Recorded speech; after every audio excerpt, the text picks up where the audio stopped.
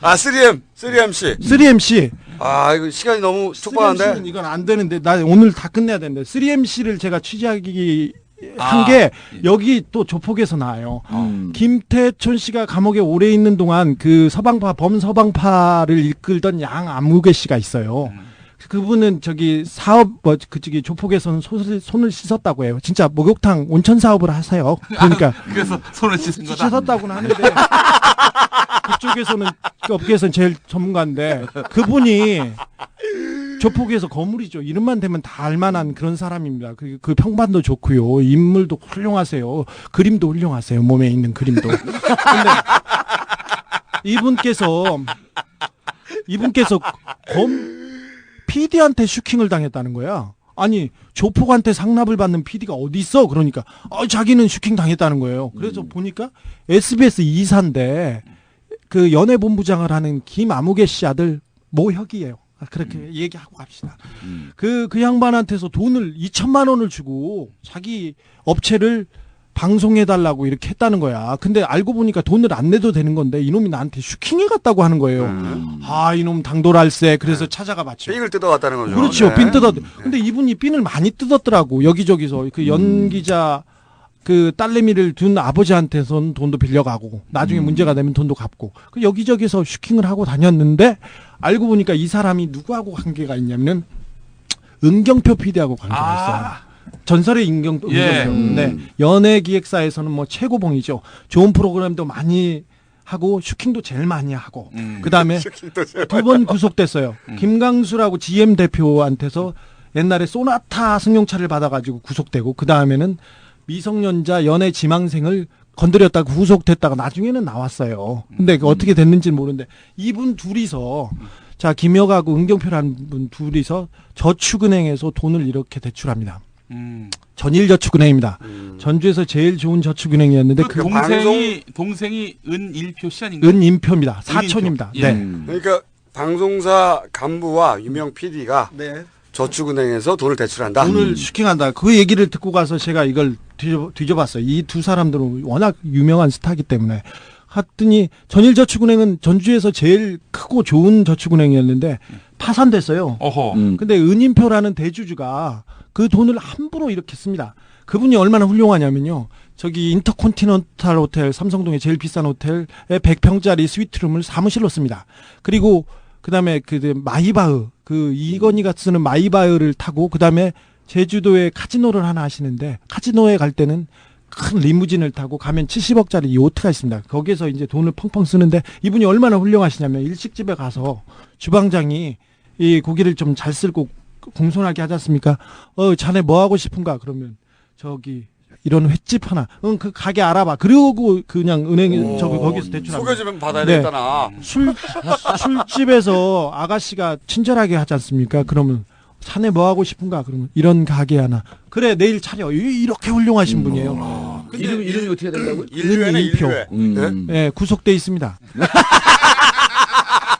아니요, 이거는 저축은행 건이 아니라 다른 건이었어요.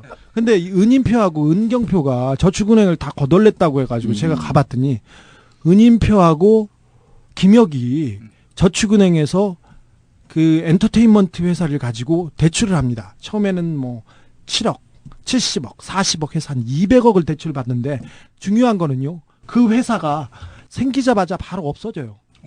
이름을 모티스, 앤턴, 살람 스페이스, 그 다음에 에이도스 이렇게 바꾸면서 대출을 해가지고 바로 없애버려요. 근데 그 처음에는 대출을 안 해주려고 그랬어요. 대출을 안 해주려고 했는데 은경표가 나타나서 그 회사, 우리 회사가 이렇게 좋은 회사다. 그렇게 하니까 대출을 안 해주니까 김혁이라는 사람이 그때 그 SBS 연예본부장이었어요.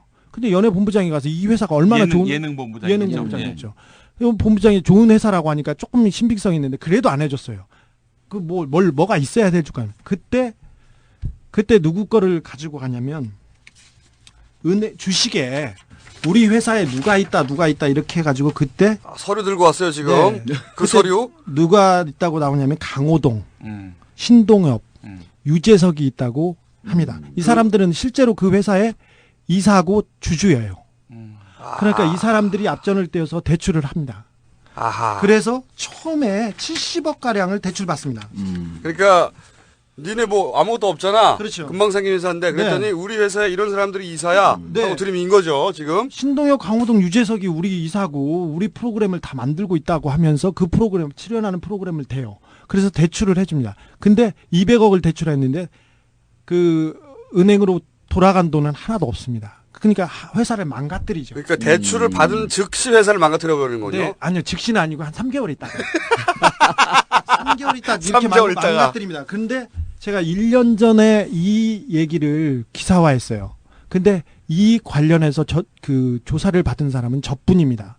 걔네들이 고소고발을 해가지고요, 민영사를 해가지고 하고 있는데 제가 형사는 이겼고 지금 특수2부에서 서울지검 특수2부에서 전일저축은행 건을 조사하고 있습니다. 그때 저축은행의 문제점에 대해서 제가 여러 가지 문제를 했는데. 근데 이 3MC가 어떤 식으로 터진다는 거예요, 근데? 3MC가 네? 일단 기본적으로 불법 대출을 받는데 한 역할을 했습니다. 그리고 거기에서 계약금을 받고 돈을 받았습니다. 이 돈은 어디로 가냐면은 DY 엔터테인먼트 유산증자로 들어가서 그 회사가 어떤 회사인지 그 잘 모르겠지만 저 모르는 분들한테 잠깐 설명해도 됩니까? 우리 쫓겨나는데 지금. 우리 3분밖에 안 남았는데. 그러니까 이 회사가 어떤 회사냐면요. 그 우리나라 연예 엔터테인먼트에서 가장 중요한 사람들이 많이 있어요. 유재석, 강호동, 신동엽. 그다음에 배우 고현정이 있고요. 설경구, 송윤아, 김태호, 박선영, 이수경, MC 윤종신, 김용만, 박경림, 최하정, 김태현, 박지윤, 김영철, 송은이. 그다음에 가수 아이비, 박나래도 있습니다. 이렇게 좋은 사람들이 있고 우리 연예계를 다 움직이는 사람들인데 이 기획사는 간판을 5번 바꿔달았고요. 대표이사는 9번 바뀌었습니다. 여기에서 8명 정도 구속됐습니다.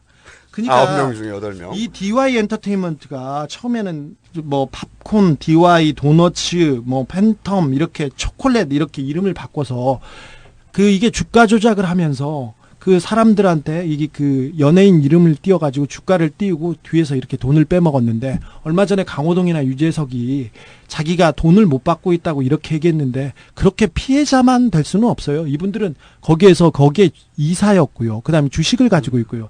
그 다음에 거기에서 계약금으로 그 천문학점 낀 돈을 받았습니다. 그래서 다 건물 사고 다 저 건물 사고 어떤 사람 저기 아까 그러니까 말했던 그 새 MC가 알펜시아 리조트도 사고 그랬어요. 좋아하는 그 3명의 MC가 사랑받고 있고 잘하고 있는 거는 맞는데 이쪽 그 회사 부분 그리고 이런 그 대출 관련해서는 그 문제가 있는 게 분명합니다. 자기의 이름으로 대출을 받았는데 그 돈이 하나도 회수되지 않았습니다. 그 결과로 전일저축은행은 다 파산했고요. 근데 이 지금 이야기한 그러니까 이 3명의 MC. 3명의 가장 유명한 MC들이 대출 받고 돈 떼먹고 도망가는데 이용됐거나 아니면 최소한 그걸 알아도 묵인했거나까지 우리는 말하기 힘들죠. 근데 어쨌든 이용된 건 확실하고. 만약에 그 계약금을 받고 그랬으면은 실질적 수혜자도 되죠. 그렇죠. 도의적 책임은 물을 수 법적 있는데. 책임도 물을 수 있죠. 그런데 이게 이 소위 이제 지금 저축은행 사태 마무리하면서 터뜨릴 수도 있다는 얘기인가요 지금? 그렇죠. 주식 양수 계약서를 쓰면서 이분들의 주식을 가지고 대출을 받았습니다. 그리고 나서 문제가 생겼을 때 질권 설정을 해준다든가 법률적인 도장을 강호동, 유재석, 신동엽 씨가 다시 또 찍었어요. 그래서 일방적으로 이용당했겠죠. 이용당했겠죠. 근데 일방적으로 이용당했다고만도 볼 수 없습니다. 그렇죠. 법적으로 따지면 그럴 수 있는데 그거를 이 저축은행 덮을 때 대충하고 덮을 때 마지막에 이걸 빵 터트리고 덮을 것이다. 저는 결과가 글로 간다고 생각합니다. 그쪽으로 그 검찰에서도 조사를 하고 있습니다. 왜냐하면 지금 저축은행 사태는 너무 불거지고 깊이 쑤셔놓으면 어느 쪽에서 정리해야 될지 감을 못 잡아요. 검찰도. 그러니까 이것을 전체적으로 그림을 그리는 사람이 어느 정도에서 중지하라라고 하는 이런 코디네이션이 필요한 거예요. 그러면서 사람들의 시선을 확 그렇죠. 우리가 이렇게까지 하고 끝낸다라고 할 때 마무리 효과로 이펙트로 쓸 수 있다. 저희가 이게 아직 4대강 6m의 비밀 할 게 많은데 나비 부인의 진실도 얘기해야 되고 나비 부인의 진실 진짜 재밌는데 쫓겨나야 됩니다. 아니 이제 저는 그만 나올래요. 왜 날 보고 얘기를 하세요, 근데? 내가 미워해서 그만 나온 것처럼 날 보고 얘기를 아니, 이제 저는 고정이 싫어요. 제가 집에 고정돼 있는데 항상 집에 들어갈 때 왜 그게 집에는 꼭 들어가야 들어올 되나? 때는 마음대로 좀 나갈 때는 마음대로 안 돼. 아니 진짜 그럼요. 집에 가면서 좀 울기도 많이 울었어요. 근데 이제 그냥 선배가 오라고 해서 왔는데 이게 뭐예요? 뭐가 뭐야? 아니 그런데 우리 그날 그 팬카페 모였는데 이제 그런 생생한 얘기들을 좀 들어야 되잖아요. 네. 김총수 보고 싶다는 사람도 있고, 김영민 교수 보고 싶다는 사람들은 없었어요.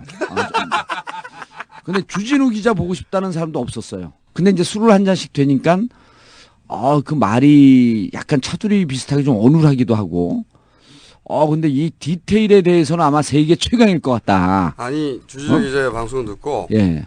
빵빵 터졌어요 진짜. 빵빵 터졌죠. 진짜 빵빵 이런 디테일이 터졌는데. 어디 있어요. 아, 그래서 이제 제가 보기엔 이런 거예요. 의원님 나가야 돼요 지금. 제가 정치권 국회를 맡고 디테일을 맡으면 이게 환상의 콤비다. 그러니까 이제 못 나오지, 여기서 안 끝내겠습니다. 나오지 못한다. 다음 주에 봬요. 다음 주에 나비 부인하고 6m 진실하고 예. 나머지 또 노원구 공릉동 월계동을 지역구로 두고 있는 정봉주 의원이었습니다. 끝. 총수가 보내온 에필로그. 스튜디오에서 쫓겨나는 바람에 제대로 마무리를 못했다. 못다한 이야기가 많다. 다음 시간에 다 이야기하겠다. 어쩌겠냐. 당신들이 참아야지. 다음 주에 다시 올게. 안녕. On the uprise. So frustrated.